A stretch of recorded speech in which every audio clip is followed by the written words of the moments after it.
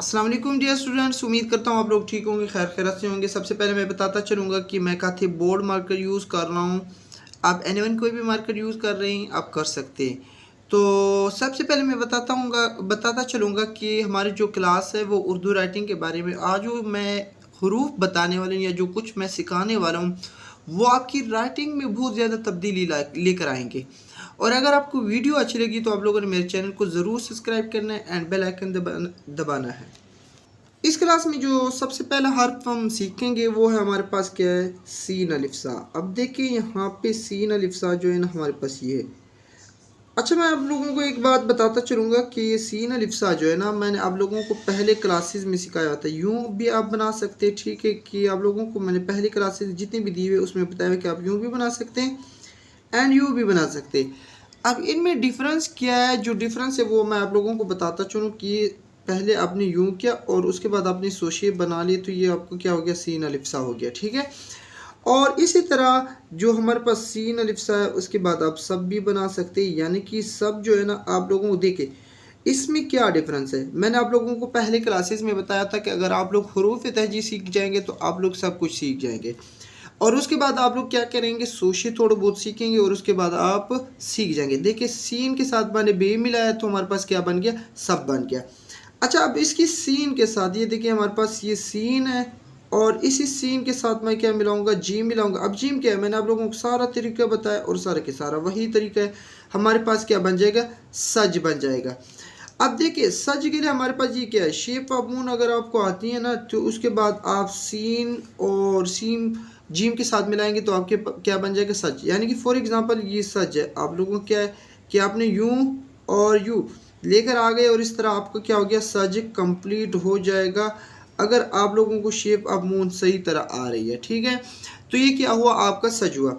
इसी तरह आप लोगों को अगर एक और लफ्ज़ मैं बताता चलूँ कि सद। अब सद में क्या है कि अगर आप लोगों को सीन एंड रे आ रहा है, ठीक है, तो आप लोग क्या बना सकते हैं, सद बना सकते हैं। ये आपका क्या है कि आप लोगों की जो छोटी छोटी मिस्टेक होती है, जो आप लोगों को बहुत ज़्यादा मुश्किल लग रही होती है कि हम उर्दू की राइटिंग किस तरह बेहतर कर सकते हैं, उसकी सबसे मेन रीज़न ये होती है कि हम हरूफ तहजी पे फोकस नहीं करते। और अगर आप हरूफ तहजी पे फोकस कर लें तो आपकी सारी राइटिंग ठीक हो जाएगी।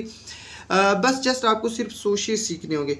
अच्छा, उसके बाद हमारे पास जो लफ्ज़ है, मेन इंपॉर्टेंट लफ्ज़ जो है हम बहुत ज़्यादा यूज़ भी करते हैं राइटिंग में, वो हमारे पास क्या है, सर है। अब सर को आपने क्या, एक यूँ नुक्ता लगाया और उसके बाद यूँ लेकर आ गए, आपका क्या बन गया, ये सर बन गया। और ये लफ्ज़ बच्चों को ज़्यादा परेशान कर रहा होता है। जैसे कि मैंने आप लोगों को बताया था कि आप लोगों ने क्या करना है, प्रीवियस क्लास में आप लोगों को बताया था कि बर। अब उसी बर को आपने क्या कर लेना है, सोशा डाल देना है और आपका क्या बन जाएगा, ये सर बन जाएगा। क्या बन जाएगा, सर। अच्छा, उसके बाद हमारे पास जो लफ्ज़ आता है वो हमारे पास सस का आता है। अब सस आप लोग यूं भी लिख सकते हैं, देखिए उसके बाद आपने क्या कर लेना, यूं तीन नुक्ते डाल दिए और सिंपल का सिंपल वही सेम जो है हमारे पास सस बन गया। अब बस तो मैंने पहले आपको सिखाया हुआ है तो आप लोगों को ज़्यादा सिखाने की ज़रूरत नहीं है। तो उसके बाद जो मोस्ट इम्पोर्टेंट और लफ्ज़ है जो आप लोगों को सीखना चाहिए, जो आप लोगों को सिखाना चाहिए, वो हमारे पास क्या है, सा है, ठीक है। देखिए यहाँ तक आ गया और यूं लेकर आ गई। अब आपको प्रीवियस क्लास में भी मैंने कहा था कि आपने यहाँ पे क्या रखनी, गैप रखनी और उसके बाद आप लोगों ने शेप ऑफ मून डाल देना। यानी कि अगर आप लोग मेरी क्लास नंबर 1 पे चले जाए, उधर आप लोगों को मैंने जस्ट 2 हरूफ, एक शेप ऑफ मून एंड बे के बारे में बताया हुआ है कि अगर आप इन दो को सीख जाएंगे तो आपकी सारी रिकाई ठीक हो जाएगी। आप जाएं मेरी वो क्लास देखिए, आपको इंशाल्लाह बहुत ज़्यादा हेल्प मिलेगी। अच्छा, उसके बाद हमारे पास जो लफ्ज़ आता है वो हमारे पास क्या है, सफ़। और ये जो मोस्ट इम्पोर्टेंट लफ्ज़ है और ये बहुत सारी जगहों पे यूज़ होता है, जो हमें मुश्किल कड़ी कर देता है, तो आप लोगों ने इसको क्या करना है, सीखना है, सफ़। उसके बाद जो मैं आप लोगों को सिखाना चाहूँगा वो है हमारे पास सह। अब देखिए आप लोगों के कि आपने दरमियान में बहुत सारे अल्फाज छोड़ दिए, मैंने बिल्कुल छोड़े हुए। अगर आप लोगों ने सीखनी या उनके बारे में कुछ पूछना है तो आप कमेंट में पूछ सकते हैं, ये आप लोगों का कैसा है। और अगर आप लोग कमेंट में पूछेंगे तो इंशाल्लाह मैं ज़रूर उसके लिए आप लोगों की एक स्पेशल वीडियो बनाऊंगा जो आप लोगों को समझ नहीं आ रही। ये हमारे पास सी और लास्ट वन जो हमारे पास होगा वो हमारे पास सी, ठीक है। ये हमारे पास क्या हो गया, सी हो गया।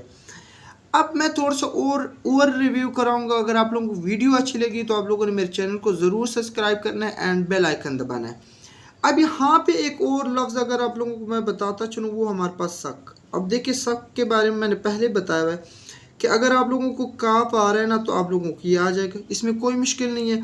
इसी तरह एक और लफ्ज़ है हमारे पास सक, यानी कि हमारे पास देखे यहाँ पे आपने सीन अलिफ सा बना लिया, सीन अलिफ साहब में आपने डंडा डाल लिया और उसके बाद आपने उसमें बी डाल लिया, तो आपका क्या बन गया सक। ये आपका बी हो गया, ये सीन अलिफ सा हो गया, ये आप लोगों का डंडा हो गया। आप 2-3 चीज़ें सीखे और आपकी सारी राइटिंग क्या हो जाएगी, बेहतर हो जाएगी।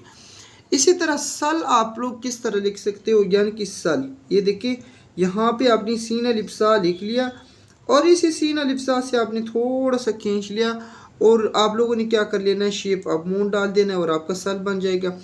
इसी तरह यानी कि अगर आप लोगों को बताता चलूँ कि आप लोग सम किस तरह सीख सकते हैं, आप लोग सम इस तरह सीख सकते हैं और आप लोगों की ये हो जाएगा क्या है, आपका सम बन गया। ठीक है, तो ये जो हमारे पास अल्फाज थे मैं समझ रहा था कि आप लोगों को सिखाने चाहिए और ये हमारे पास मोस्ट इंपॉर्टेंट अल्फाज है।